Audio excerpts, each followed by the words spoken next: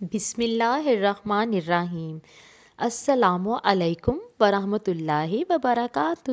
اصلاح اطفال میں خوش آمدید۔ آج کی کہانی سن کر آپ کو بہت کام کی بات معلوم ہوگی جس پر عمل ضرور کیجیے گا۔ آج کی کہانی کا عنوان ہے الو کی عدالت میں۔ کسی جنگل میں ایک الو رہتا تھا۔ وہ سارا دن آنکھیں بند کر کے برگد کے ایک پرانے درخت پر بیٹھا سوچوں میں غرق رہتا تھا۔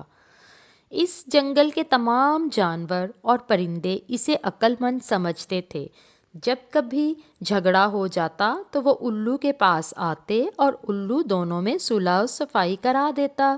ایک دن ایک ہاتھی اور بندر الو کے پاس آئے اور کہا، اے جنگل کے عقل مند الو، ہم دونوں میں ایک بات پر جھگڑا ہو گیا ہے، آپ فیصلہ کرا دیں۔ الو نے کہا، بتاؤ کیا معاملہ ہے؟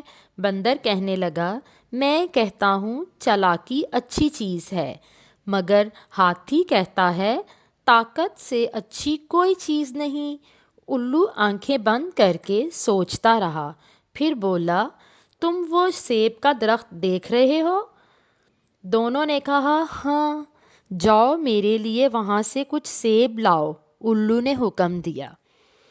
دونوں دریا کے کنارے پہنچے تو ہاتھی بولا، اب تمہاری سمجھ میں آیا کہ طاقتور ہونا کتنی اچھی چیز ہے۔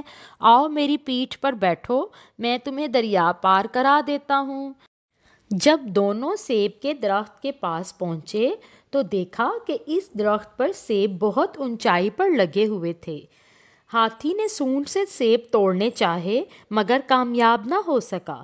پھر درخت گرانا چاہا تب بھی ناکام رہا۔ بندر نے قہقہ لگایا اور بولا، میں نہ کہتا تھا کہ طاقت اور بڑائی ہر جگہ کام نہیں آتی؟ میں نے کہا تھا کہ چالاک ہونا بہت ضروری ہے۔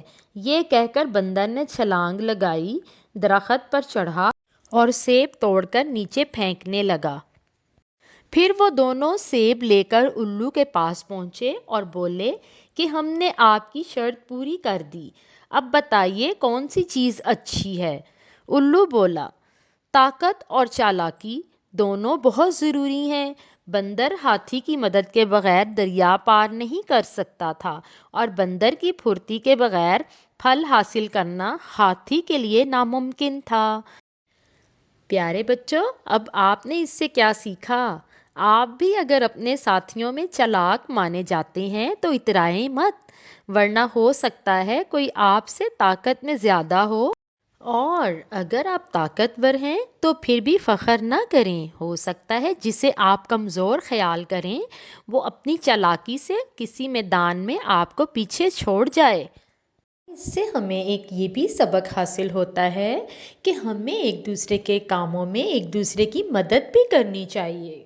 اپنا خیال رکھیے گا، پھر ملیں گے، اللہ حافظ۔